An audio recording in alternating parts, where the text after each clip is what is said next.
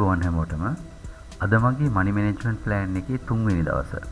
අන්තිම පාර මට මගේ account balance එක වැඩි කරගන්න පුළුවන් වුණා $71.782කට. අද මට එතන ඉඳන් එහාට ට්‍රේඩ් කරලා තව කොයිතරම් ප්‍රොෆිට් එකක් ගන්න පුළුවන්ද කියලා බලමු. මුලින්ම පුරුදු විදිහට rules ටික මොනවද කියන එක ඔලුවට දාගෙන මම මගේ මොලය ප්‍රෝග්‍රෑම් කරලා මේ ප්ලෑන් එකට ස්ටික් වෙලා ඉන්න ඕනේ. මේ ප්ලෑන් එකෙන් පුංචි හරි වෙනසක් මම හිතුමතේ කරොත් මම මේ වෙනකන් ගොඩනගපු බැලන්ස් එක මගේ ඒ වැරදි තීරණ නිසා මට සුළු මොහොතකින් නැති වෙලා යන්න පුළුවන්. දැන් අපි ට්‍රේඩින් පටන් ගමු. දැන් අපි ඉන්නේ අප් ට්‍රෙන්ඩ් එකක. ඒ නිසා අපි කරන්න ඕනේ හයි ඔප්ෂන් ට්‍රේඩ් එකක් ගන්න එක. එතකොට තමයි මාකට් එකේ තියෙන ස්වභාවික ශක්තිය එහෙමත් නැත්නම් නැචරල් ෆෝස් එකෙන් අපිට ප්‍රයෝජනයක් ගන්න පුළුවන් වෙන්නේ. මේ ස්ට්‍රෝං කොළපාට කැනල්ස් කීපයෙන් අපිට තේරෙන්නේ මාකට් එක ඉහළට යන්න උත්සාහ කරන බව. ඊළඟට මේ රතු පාට කැනල් එකෙන් මේ රෙසිස්ටන්ස් ලයින් එකෙන් මාකට් එක රිවර්ස් වෙලා තියෙනවා. ඊට පස්සේ මේ කැනල්ස් කිහිපයෙන් පෙනෙන විදිහට ඊළඟට අනිවාර්යයෙන්ම සෙලර්ස්ලා මාකට් එක බලහත්කාරයෙන් පහළට තල්ලු කිරීම හේවත් රීට්‍රේස්මන්ට් එකක් කරනවා. ඒ වගේම ඊට පස්සේ මේ කැනල්ස් කිහිපයේදී සෙලර්ස්ලා වීක් වෙලා එක්සෝස්ට් වෙනවා. ඒ කියන්නේ සෙලර්ස්ලාගේ මුළු ශක්ති ප්‍රමාණයම වැය වෙලා ඒක බිඳුවක් වෙලා යනවා. ඒ විදිහට සෙලර්ස්ලා දුර්වල වුණු ගමන් මාකට් එකට බයස්ලා එන්ටර් වුණු ගමන් මාකට් එක පුරුදු විදිහට එයාගේ අප් ට්‍රෙන්ඩ් එක කන්ටිනියු කරනවා. හරිම සරලයි. මාකට් එක සහ කැන්ඩල්ස්ටික්ස් ඇනලයිසින් ගැන හරි දැනුම ඔයාට තියෙනවා නම් මේ ටික කැන්ඩල්ස් දිහා බලලා අපිට තීරුම් අරගෙන ට්‍රේඩ්ස් ගන්න පුළුවන්. ඉතින් මෙන්න මේ කොළ පාට කැන්ඩල් එකේ body to wick ratio එක බැලුවම මේක හරිම ස්ට්‍රෝං කැන්ඩල් එකක්. ඒ වගේම මාකට් එකේ සෙලර්ස්ලා එක්සෝස්ට් වෙලා ඉන්න නිසා දැන් මාකට් එකට මේ රෙසිස්ටන්ස් ලෙවල් එකෙන් සෙලර්ස්ලා එන්ටර් වෙන්න තියෙන ඉඩකඩ සෑහෙන අඩුයි. ඒ නිසා මම හයි ඔප්ෂන් එකක් ප්ලේස් කරා මේ පොයින්ට් එකේ. අපි බලමු මට මේ ට්‍රේඩ් එක වින් කරලා මගේ ප්ලෑන් එකට යන්න පුළුවන්ද කියලා. සාමාන්‍යයෙන් කෙනෙකුට තමුන් දන්න තියරි පාවිච්චි කරලා හොඳට හිතලා ට්‍රේඩ් එකක් ගන්න විනාඩියක් හෝ විනාඩි දෙකක් වගේ කාලයක් යනවා. නමුත් අපි හිතමු මම ගත්තු පළවෙනි ට්‍රේඩ් එක මම වින් කරා කියලා.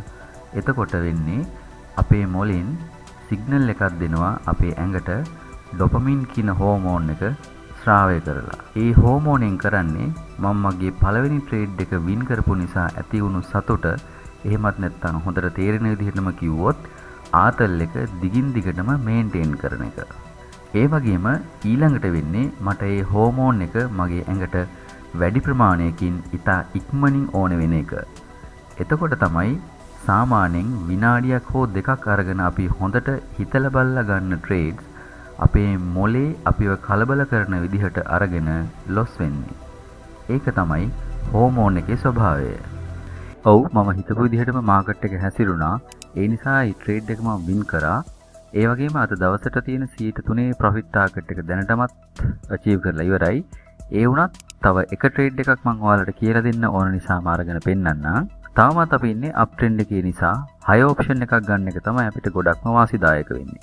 ඒ නිසා ටිකක් හොඳින් මාකට් එක ස්ටඩි කරලා ට්‍රේඩ් එකක් ගන්න හොඳ සෙටප් එකක් ලැබෙනකන් අපි ටිකක් බලමු. මේ කොළපාට කැන්ඩල් එක මාකට් එකේ 6 හයි එකක් සටහන් කරලා තියෙනවා. ඒ කියන්නේ මාකට් එක ඉහළට යන්න සූදානම් කියන එකයි.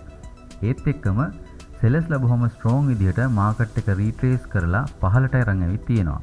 ඊළඟට මේ රතු පාට කැන්ඩල් එකේදී සෙලර්ස්ලා වීක් වෙලා බයස්ලාගේ ආධිපත්‍යයක් තමයි පෙන්වුම් කරන්නේ.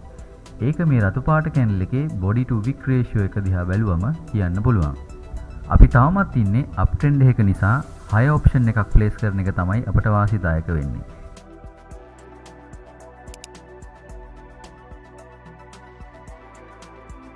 ඒ වුණත් මොකක්ද මම මේ කරේ? මට සිදුවුණු සුළු අතපසු වීමක් නිසා මම හයි ඔප්ෂන් බටන් එක වෙනුවට ක්ලික් කරේ ලෝ ඔප්ෂන් බටන් එක. මේ වගේ වැරද්දක් වුණොත් අපි මොකද කරන්න ඕනේ? මුලින්ම කරන්න ඕනේ කලබල නොවී ඉන්න එක. කලබලය කියන්නේ මේ වෙලාවේ මගේ ට්‍රේඩ් එකට විතරක් නෙමෙයි මගේ මුළු account එකටම ඊටාම හානිදායක කාරණයක්. කලබල වුණාම අපේ ට්‍රේඩින් මානසිකත්වය අසාමාන්‍ය විදිහට වෙනස් වෙනවා. ලොස් එකක් සිදු වෙනවා කියලා දැනෙනකොට අපේ මොළය ගොඩක් ඒකට අකමැතියි. එතකොට එයා ක්ෂණිකව සිග්නල් එකක් දෙනවා ඇඩ්‍රිනලින් හෝමෝන් එක ස්‍රාවය කරන්න. එතකොට මොකද වෙන්නේ? එතකොට මගේ heart beat එක වැඩි වෙලා body muscles වලට supply කරන oxygen ප්‍රමාණය වැඩි කරනවා. ඒ හරහා මම ඒ පරාජයට ප්‍රතික්‍රියා කරන්න ලෑස්ති වෙනවා. මම cool down නොවි stress එක මම ටික වෙලාවක් යනකම්ම තිබුණොත් ඊළඟට ඒකට ප්‍රතිචාරයක් විදිහට cortisol hormone එක හෙවත් stress hormone එක නිකුත් කරනවා. ඒ හරහා මගේ ශරීරය ශක්තියෙන් පිරීලා ආවේගශීලී වෙනවා. මොලේ සිදු කරන මේ රසායනික වෙනස්කම් වලින් සිදු කරන බලපෑමත් එක්ක මට ෆයිට් කරන්න බෑ. ඒක 100%ක් ස්ථිරයි. ඒ නිසා මට කරන්න තියෙන එකම දේ මගේ ප්ලෑන් එකට ගිහිල්ලා මගේ දවසේ ටාගට් එකට කොහොම හරි යන එකයි.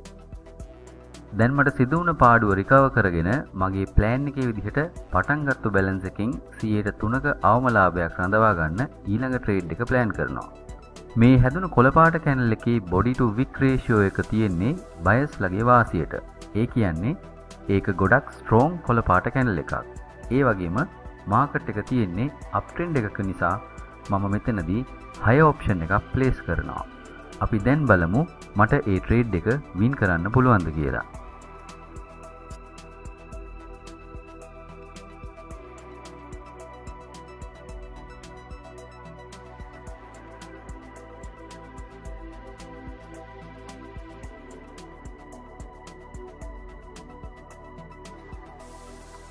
ඔව් හිතපු විදිහටම මාකට් එක හැසිරෙන නිසා ඒ ට්‍රේඩ් එකත් මම වින් කරා. ට්‍රේඩ් එකක් වින් කරන්න පුළුවන් විදිහට ප්ලේස් කරන්න මේ වගේ හොඳ දැනුමක් ඕනේ. ඒ දැනුම මට ඔයාලා හැමෝටම නොමිලේ ලබා දෙන්න පුළුවන්. ඒ දේවල් ඉගෙන ගන්න ඕන කරන්නේ ඔයාගේ උමනාවයි, උනන්දුවයි, කැපවීමයි විතරයි.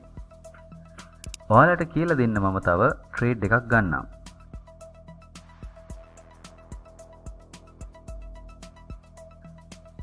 මෙන්න මේ රතු පාට කැනල් එකේ body to wick ratio එක දිහා බැලුවම මට පැහැදිලිවම පේනවා මාකට් එකට උඩට යන්න විශාල උවමනාවක් තියෙන්නේ කියලා.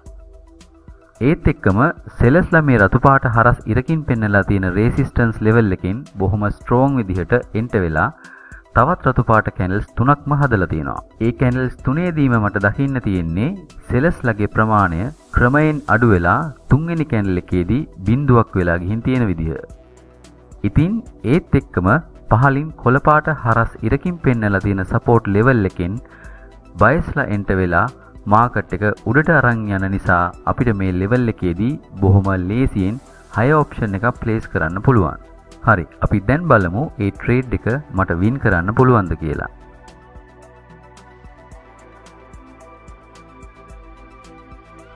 ඔව්, මම හිතපු විදිහටම මාකට් එක හැසිරුණු නිසා ඒ ට්‍රේඩ් එක මම වින් කරා.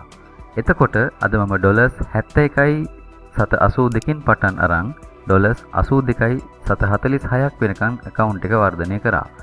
ඒ කියන්නේ 14.81ක ලාභයක් අද දවසට හෙව්වා.